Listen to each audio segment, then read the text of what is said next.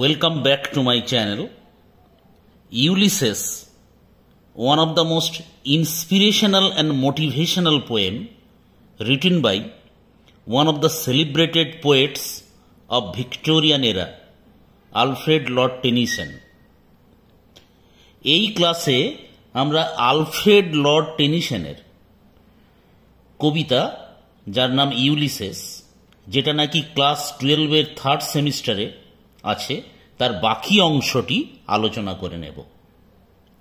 এর আগে আমরা দেখেছি যে ইউলিসেস বহু যুদ্ধ এবং বহু দুঃসাহসিক অভিযানের শেষে দীর্ঘ 20 বছর ধরে তার রাজ্য ইথাকায় ফিরে এসে একদম খুশি নন। তার মধ্যে একটা ইনার কনফ্লিক্ট চলছে বা অন্তর্দ্বন্দ্ব চলছে। একদিকে রাজার দায়িত্ব, সংসারের প্রতি কর্তব্য, আর অন্যদিকে তিনি বলছেন, I cannot rest from travel, I will drink life to the lees. অর্থাৎ তিনি আরও জ্ঞান অর্জন করতে চাইছেন, আরও এক্সপ্লোর করতে চাইছেন, আরও অভিযান করতে চাইছেন। রাজার জীবন তাই তার কাছে অলস, অসন্তোষজনক লাগছে। তাই আমরা আজকের লেসনে দেখে নেব যে ইউলিসেস কোন জীবন বেছে নেন। তিনি কোন জীবন বেছে নিতে চাইছেন? নিশ্চিন্ত রাজ সিংহাসন, নাকি এক চির অতৃপ্ত অভিযাত্রীর জীবন? This is my son, mine own Telemachus. এবারে ইউলিসেস তিনি শ্রোতাদের দৃষ্টির দিকে, শ্রোতাদের যে নজর সেটা তার পুত্রের দিকে নিয়ে যাচ্ছেন। এখানে শ্রোতা বলতে তার পাশে যারা সহযোদ্ধা, সহনাবিক যারা ছিল, মেরিনার্স, তাদেরকে তিনি উদ্দেশ্য করে বলছেন, this is my son, mine own Telemachus. এই আমার পুত্র, আমার নিজের একান্ত আপন টেলিম্যাকাস। এখানে ইউলিসেস বলতে চাইছেন যে টেলিম্যাকাসের প্রতি তার যে গভীর ভালোবাসা, তার যে গভীর অনুরাগ, সেটা তিনি এখানে প্রকাশ করতে চাইছেন। অর্থাৎ টেলিম্যাকাসকে তিনি যে কতটা ভালোবাসেন, সেটাই ভীষণ ভীষণ ভালোবাসেন, সেটাই এখানে প্রকাশ করতে চাইছেন। To whom I leave the sceptre and the isle, যাকে আমি দিয়ে যেতে চাই সেই রাজদণ্ড, এবং যাকে আমি দিয়ে যেতে চাই এই দ্বীপের, ইথাকা দ্বীপের রাজ্যপাট। অর্থাৎ এই যে সেপ্টার, সেপ্টার কথার অর্থ হচ্ছে রাজদণ্ড। Sceptre means a staff, a ceremonial staff that symbolises royal authority, যাকে বলা হয় রাজদণ্ড, অর্থাৎ রাজকীয় ক্ষমতার প্রতীক। তিনি বলছেন, টেলিম্যাকাসকে আমি আমার এই রাজদণ্ড দিয়ে যেতে চাই এবং এই ইথাকা দ্বীপের ভার তাকে দিয়ে যেতে চাই। এবারে তিনি শ্রোতাদের বলতে চাইছেন যে টেলিম্যাকাস সম্পর্কে তিনি একটা বর্ণনা দিচ্ছেন, তার ক্যারেক্টার সম্পর্কে বর্ণনা করছেন। ওয়েল লাভড অফ মি, তিনি টেলিম্যাকাস তার বড় আদরের। ডিসার্নিং টু ফুলফিল দিস লেবার, সে প্রচণ্ড বিচক্ষণ, সে খুবই বিচক্ষণ। ডিসার্নিং টু ফুলফিল দিস লেবার, যে এই শ্রম সে করতে পারবে। টু ফুলফিল, পূরণ করতে পারবে। অর্থাৎ ইউলিসেস এখানে বলতে চাইছেন যে টেলিম্যাকাসের মধ্যে সেই বিচক্ষণতা আছে, যে বিচক্ষণতার জোরে সেই রাজ্যপাট এবং সমস্ত ডিউটিজ, রাজার যে ডিউটিজ, সেই ডিউটিজ সে পূরণ করতে পারবে। টেলিম্যাকাসকে সে আদরের বা অত্যন্ত ওয়েল লাভড বলে বর্ণনা করছে, অথচ এর আগে পেনিলোপি সম্পর্কে, তার স্ত্রী সম্পর্কে ইউলিসেস বলেছেন যে এজেড ওয়াইফ, বয়স্কা স্ত্রী। অর্থাৎ টেলিম্যাকাসের কথা বলার সময় তার মধ্যে একটা গর্বিত পিতার ভাব ফুটে উঠেছে।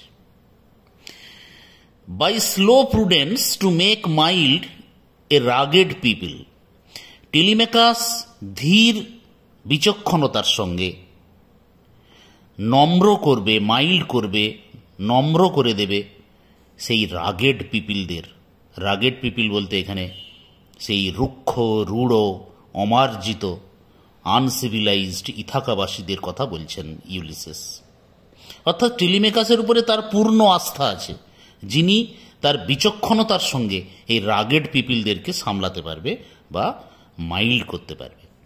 অ্যান্ড থ্রু সফট ডিগ্রিজ, ধীর পদক্ষেপের মধ্য দিয়ে, সফট ডিগ্রি, ধীরে ধীরে ধাপে ধাপে, সাবডিউ দেম, টেলিমেকাস তাদেরকে সাবডিউ করবে, বশীভূত করবে, নিয়ন্ত্রণে রাখবে সেই আনসিভিলাইজড, আনকালচার্ড, স্যাভেজ বলে যাদেরকে বর্ণনা করেছেন সেই রেস বা জাতিদেরকে।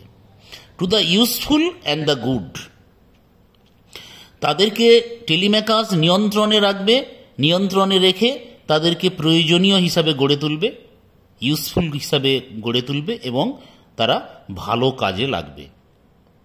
এই বিশ্বাস ইউলিসেসের আছে তার পুত্রের প্রতি। মোস্ট ব্লেমলেস ইজ হি, এবারে টেলিমেকাসের ক্যারেক্টার সম্পর্কে তিনি বর্ণনা করছেন। Most blameless is he, Telemachus একেবারে স্পটলেস, নিষ্কলঙ্ক, তার মধ্যে উইদাউট এনি ফল্ট, তার মধ্যে কোনো ত্রুটি নেই। Centred in the sphere of common duties, centred মানে ফোকাসড, যে সবসময় ফোকাসড থাকে, যার মনোযোগ আছে। In the sphere of common duties, অর্থাৎ পারিবারিক দায় দায়িত্ব সামলানোতে, রাজার রাজ্যপাট সামলানোতে যে সবসময় ফোকাসড থাকে, যে সবসময় তার ডিউটিজ ফুলফিল করে, সেই কথাই তিনি বলছেন এখানে। ডিসেন্ট, ভদ্র, নম্র, নট টু ফেল, যে কখনোই ব্যর্থ হবে না। In offices of tenderness, offices মানে এখানে কাজ, ইন অফিসেস অফ টেন্ডারনেস মানে in acts of kindness, in acts of kind behaviour or kind work. অর্থাৎ টেলিমেকাসের মধ্যে এমন নম্রতা, ভদ্রতা আছে এবং তার মধ্যে যে ব্লেমলেস ক্যারেক্টার, তার যে ব্লেমলেস ক্যারেক্টার, এই সব কিছু দ্বারা সে তার যে ডিউটিস যেগুলো আছে সেগুলো সে ডিসচার্জ করবে। He will discharge his duties এবং and pay meet adoration to my household gods, এবং সে প্রদান করবে যথোপযুক্ত শ্রদ্ধা। মিট মিন্স উপযুক্ত, সুটেবল, মিট অ্যাডোরেশন, শ্রদ্ধা, ভক্তি, to my household gods, অর্থাৎ আমাদের যে কুলদেবতার প্রতি। অর্থাৎ ইউলিসেস এখানে বলতে চাইছে যে প্রাচীন যে গ্রিক বাসীরা, তাদের বাড়িতে যে কুলদেবতা, সেই কুলদেবতার কথা উনি বলছেন। এবং টেলিমেকাস সম্বন্ধে তিনি বলছেন যে Telemachus not only he will discharge his duties in offices of tenderness, in offices of kindness and his royal duties, he will also pay respect to gods and goddesses, household gods and goddesses. When I am gone, যখন আমি থাকব না, আমি চলে যাব। অর্থাৎ Ulysses এখানে প্রায় ডিসিশন নিয়েছে যে সে এক প্রকার সমুদ্রে যাত্রা করবে, নতুন নতুন দেশ দেখবে, অ্যাডভেঞ্চার করবে, রোমাঞ্চকর অভিযানে সে নামবে।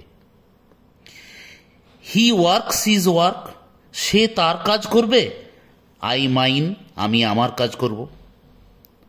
অর্থাৎ এখানে ইউলিসেস এবং তার পুত্র টেলিমেকাস দেখানো হচ্ছে যে দুজনে দু মেরুর যে ক্যারেক্টার, দে আর পোলস অ্যাপার্ট। কীরকম? টেলিমেকাসকে দেখানো হচ্ছে যে টেলিমেকাস নম্র, ভদ্র, সাংসারিক, পারিবারিক দায় দায়িত্ব সম্পাদনে সক্ষম একজন ব্যক্তি, হোয়ারঅ্যাজ তার পিতা ইউলিসেস, তাকে দেখানো হচ্ছে সে অস্থির, চঞ্চল, ইনডমিটেবল স্পিরিট, তার মধ্যে একটা insatiable thirst for knowledge, thirst for travelling,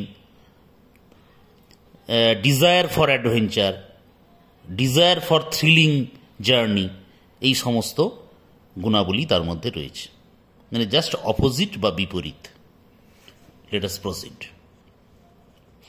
there lies the port, ওই যে বন্দরটি পড়ে আছে, ইথাকার বন্দরের কথা বলা হচ্ছে। এবারে ইউলিসেস শ্রোতাদের নজর ইথাকার বন্দরের দিকে নিয়ে যাচ্ছে।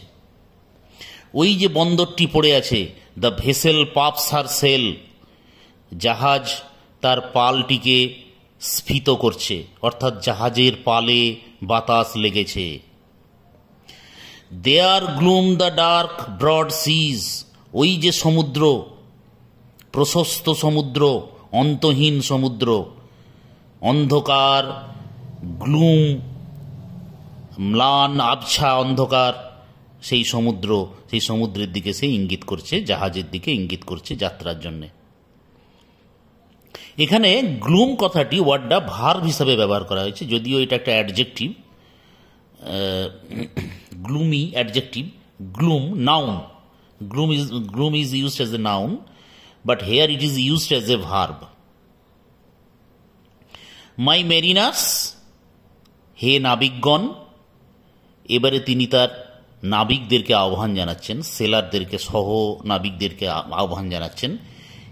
হে নাবিকগণ, souls that have toiled, সেই সমস্ত মানুষেরা যারা পরিশ্রম করেছে, মানে নাবিকদের কথা উনি বলছেন, সেলারদের কথা বলছেন।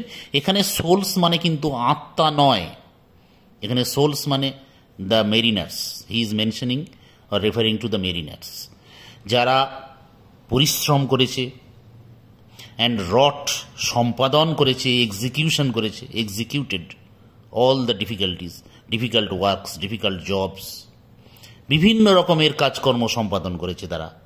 সেই নাবিকদেরকে সে আবার আহ্বান জানাচ্ছে। অ্যান্ড থট উইথ মি, যারা আমার সঙ্গে ভেবেছে, অর্থাৎ আমি এবং নাবিকরা একাত্ম হয়ে গেছিলাম, যে কাজেই আমরা হাত দিয়েছি সেই কাজেই আমরা সম্পাদন করেছি, পরিশ্রম করেছি, যারা আমার ভাবনায় ভাবিত হয়েছে। That ever with a frolic welcome took the thunder and the sunshine, যারা সর্বদাই হাসি খুশি মনে, ফ্রলিক উৎফুল্ল মনে স্বাগত জানিয়েছে। কাকে স্বাগত জানিয়েছে? The thunder and the sunshine, বজ্রের গর্জনকে, আবার সূর্যালোককে। এগুলোর মানে হচ্ছে নাবিকরা বিভিন্ন বিপদসংকুল পরিস্থিতির মধ্যে পড়েছিল, আবার কখনো সানশাইন মানে সুসময় এসেছে তাদের যাত্রার মাঝে। তাহলে সুসময়ই হোক এবং দুঃসময়ই হোক, তারা সব কিছুকেই স্বাভাবিকভাবে গ্রহণ করেছে, হাসি খুশি মনে গ্রহণ করেছে। অ্যান্ড অপোজড ফ্রি হার্টস, যারা বিরোধিতা করেছে মুক্ত হৃদয়ে, ফ্রি ফোরহেডস, মুক্ত মনে, মুক্ত চিন্তার মধ্য দিয়ে।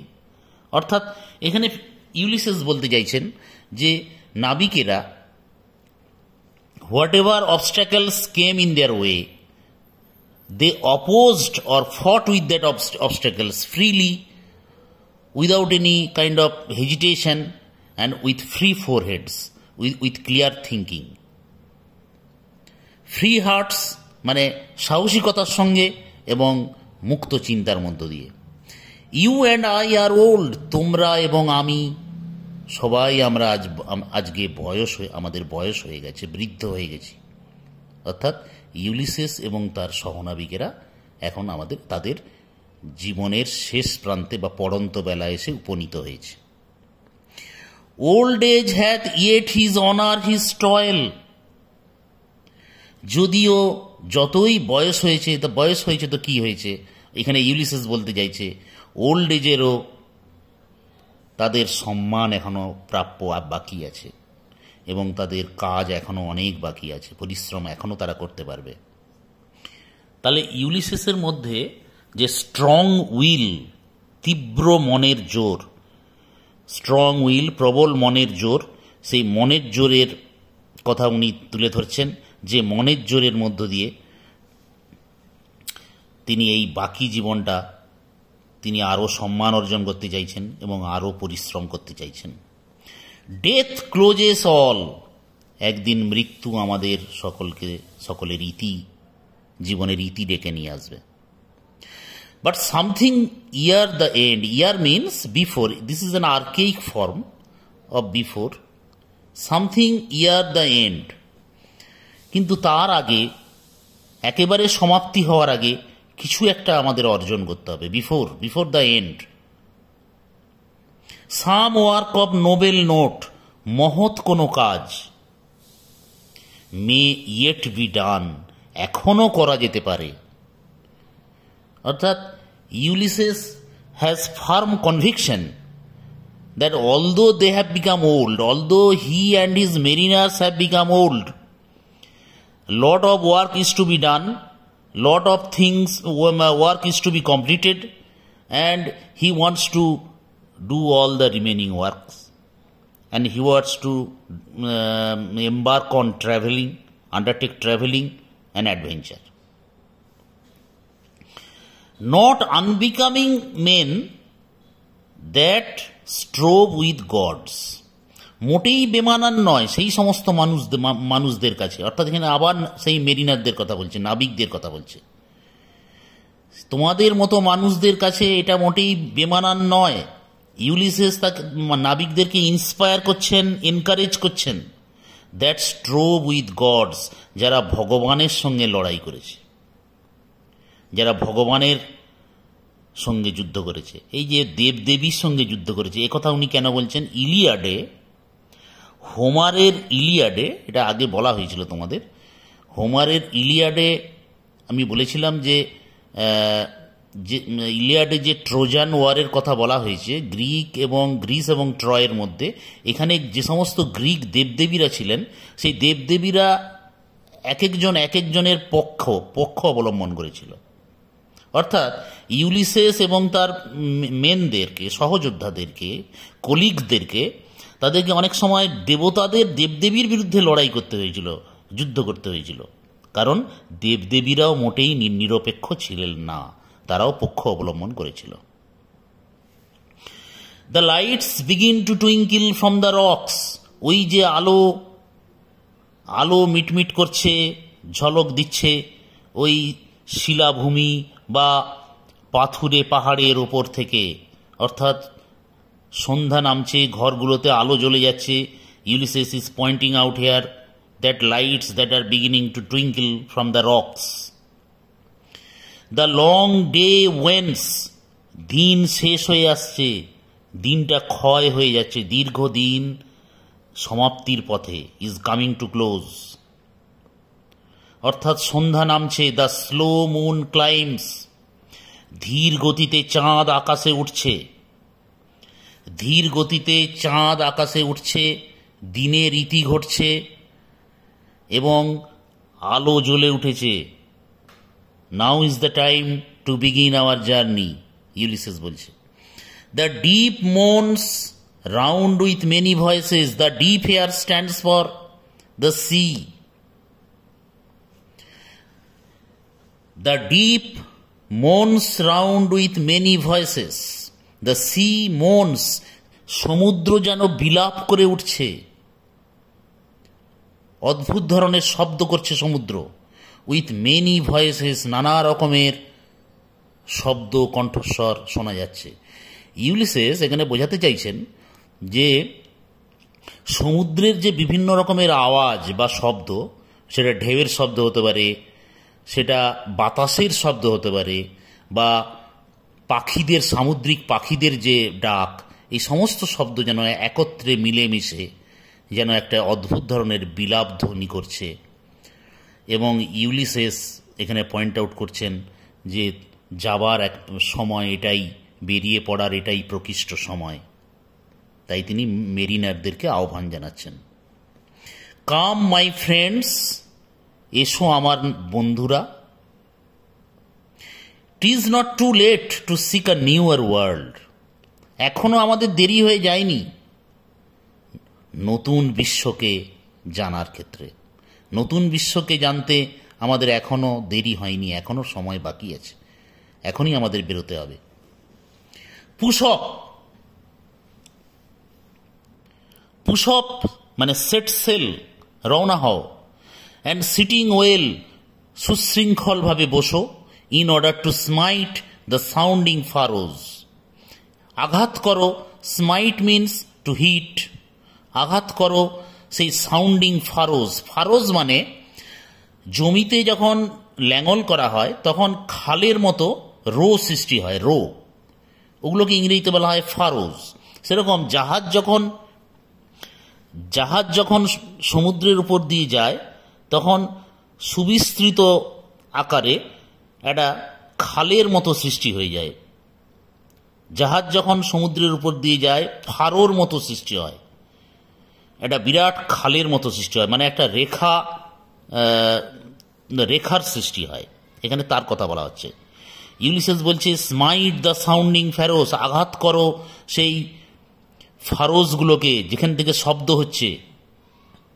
For my purpose holds to sail beyond the sunset, আমার উদ্দেশ্য হচ্ছে যে আমরা সূর্যাস্তের ওপারে চলে যাব, সূর্যাস্তের ওপারে আমরা চলে যাব, এটাই আমার ইচ্ছা। And the baths of all the western stars until I die, যেখানে পশ্চিমা আকাশের পশ্চিমের তারাগুলো স্নান করে,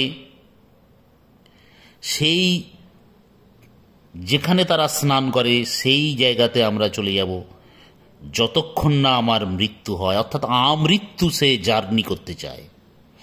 প্রাচীন গ্রিকরা মনে করত যে আমাদের এই পৃথিবীটা ফ্ল্যাট, সমতল, এবং এই পৃথিবীর বাইরে, স্থলভূমির বাইরে একটা মহাসাগর, বিশাল সাগর আছে, মহাসমুদ্র আছে। অর্থাৎ ইউলিসেস সেই মহাসমুদ্রে যেতে চাইছেন যেখানে পশ্চিমাকাশের তারারা স্নান করে, অর্থাৎ অস্ত যায়। পশ্চিমাকাশের তারারা যেখানে অস্ত যায় সেখানে তিনি যেতে চাইছেন, অর্থাৎ হরাইজনের কাছে। ইট মে বি, হতে পারে, that the gulfs will wash us down, এমনও হতে পারে আমাদের যাওয়ার পথে স্রোত এসে আমাদেরকে ডুবিয়ে দিতে পারে, অর্থাৎ আমাদের সলিল সমাধি হয়ে যেতে পারে। It may be we shall touch the happy isles, এমনও হতে পারে যে আমরা হয়তো সেই সুখের দ্বীপে, চিরসুখের সেই দ্বীপে আমরা পৌঁছে যেতে পারি, আমরা টাচ করতে পারি। এই যে happy isles, the word happy isles has been capitalised here. Happy isles মানে it is referring to, Ulysses here referring to Elysium. প্রাচীন গ্রিক পুরাণে বলা আছে যে যারা বড় বীর, গ্রিক বীর, অজেয় বীর যারা, তারা মৃত্যুর পর একটি দ্বীপে চিরনিদ্রায় শায়িত থাকে, সেখানে তারা সুখের জীবন তারা যাপন করে। সেটাকে বলা হচ্ছে, গ্রিক পুরাণে বলা হয়েছে এলিসিয়াম, যেখানে তারা স্বর্গ সুখ লাভ করে। ওটাকে ক্যাপিটালাইজড করা হয়েছে, তাই বলা হয়েছে হ্যাপি আইলস। আমরা হয়তো ডুবে যেতে পারি, আমরা হয়তো সেই হ্যাপি আইলসে পৌঁছে যেতে পারি যেখানে সমস্ত মহান গ্রিক যোদ্ধারা চিরনিদ্রায় শায়িত আছে। And C the great Achilles, এমনও হতে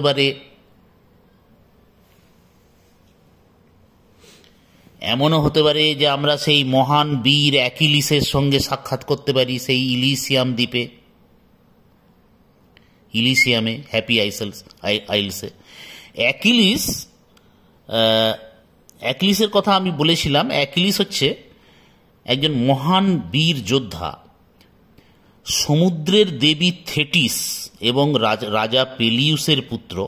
তৎকালীন যুগের অ্যাকিলিস সর্বশ্রেষ্ঠ যোদ্ধা বলে পরিগণিত করা হতো। এই অ্যাকিলিস ট্রয়ের যুদ্ধে গ্রিকদের জয়ের পিছনে একটা গুরুত্বপূর্ণ রোল পালন করেছিলেন। এই অ্যাকিলিসের সারা শরীর একেবারে মানে দুর্ভেদ্য, মানে তাকে হত্যা করাটা প্রায় অজেয়, মানে ইনভিনসিবল ছিলেন তিনি, তাকে মারা প্র্যাকটিক্যালি অসম্ভব ছিল। কিন্তু অ্যাকিলিসের একটা উইক পয়েন্ট ছিল, সেটা হচ্ছে তার গোড়ালি। যেটাকে বলা হয় অ্যাকিলিস হিল। ট্রয়ের রাজকুমার প্যারিস এই অ্যাকিলিসের গোড়ালিতে তীর ছুঁড়ে তাকে হত্যা করেছিল। সেই অ্যাকিলিস হয়তো এখন এলিসিয়ামে চিরনিদ্রায় শায়িত। ইউলিসেস হয়তো তার সঙ্গেও দেখা করতে পারে। হুম উই নো, তাদেরকে আমরা জানি, যাদেরকে আমরা জানি। দো মাচ ইজ টেকেন মাচ অ্যাবাইডস, আমাদের কাছ থেকে অনেক কিছুই চলে গেছে। আমাদের পাওয়ার, আমাদের এনার্জি হয়তো চলে গেছে, কিন্তু এখনও আমাদের অনেক কিছু অবশিষ্ট আছে। আমাদের সাহস অবশিষ্ট আছে, আমাদের মনের সংকল্প অবশিষ্ট আছে। And though we are not now that strength which in old days, এখন হয়তো আমাদের সেই শক্তি নেই যেটা আমাদের আরও অনেক আগে ছিল। সেই শক্তি মুভড আর্থ অ্যান্ড হেভেন, সেই পুরনো দিনগুলোতে আমরা পৃথিবী এবং স্বর্গকে আমরা নাড়িয়ে দিয়েছিলাম। অর্থাৎ সেই বীরত্বের সময়ের কথা বলছে না ইউলিসেস। যৌবনে যে ইউলিসেস এবং তার সহযোদ্ধারা স্বর্গ এবং মর্ত্যকে নাড়িয়ে দিয়েছিল, অর্থাৎ একটা গুরুত্বপূর্ণ তারা অবদান রেখে গিয়েছিল, বীরত্বের নজির রেখে গিয়েছিল, এখন হয়তো সেই শক্তি তাদের নেই। দ্যাট হুইচ উই আর, কিন্তু আমরা যা ছিলাম আমরা তাই আছি। আমরা যেটা আমরা সেটাই আছি। সেটা কি? One equal temper of heroic hearts, আমাদের হৃদয়ের মধ্যে যে বীরত্ব, সেই বীরত্ব আমাদের প্রত্যেকেরই সমান। আমরা সবাই বীর ছিলাম। Made weak by time and fate, যদিও সময় এবং অদৃষ্ট, কাল এবং অদৃষ্ট আমাদেরকে উইক করে দিয়েছে, আমাদেরকে দুর্বল করে দিয়েছে, তথাপি বাট স্ট্রং ইন উইল, আমাদের ইচ্ছা শক্তির জোরে। To strive, to seek, to find and not to yield, তাহলে একমাত্র উইল পাওয়ারের জোরে আমাদের অনেক কিছুই চলে গেছে, কিন্তু উইল পাওয়ার, সাহসিকতা, অদম্য মানসিকতা, সংকল্প, এই সব কিছুর জোরে আমরা স্ট্রাইভ, আমরা চেষ্টা চালিয়ে যাব, অন্বেষণ করব, খুঁজব, ফাইন্ড, ডিসকভার করব, অ্যান্ড নট টু ইল্ড, এবং আমরা আত্মসমর্পণ করব না। এই যে লাইনটি, last line of the poem Ulysses, এটা প্রায় প্রবাদে পরিণত হয়েছে। One of the most important utterance in the entire range of English literature. এটা অত্যন্ত গুরুত্বপূর্ণ একটি লাইন, যেখানে Ulysses declares his firm belief, his powerful conviction. সেটা কি? সেটা হচ্ছে যে টু স্ট্রাইভ, চেষ্টা করব, খুঁজে বার করব, ডিসকভার করব, এবং আত্মসমর্পণ করব না। তাহলে here it is the poem Ulysses ends here with an inspirational and motivational note. So this is the end of the poem. Hope you have understood my explanation, liked my explanation, enjoyed it very much, and we shall continue it with the other aspects of the poem, like figure of speech and other aspects. Till then, goodbye.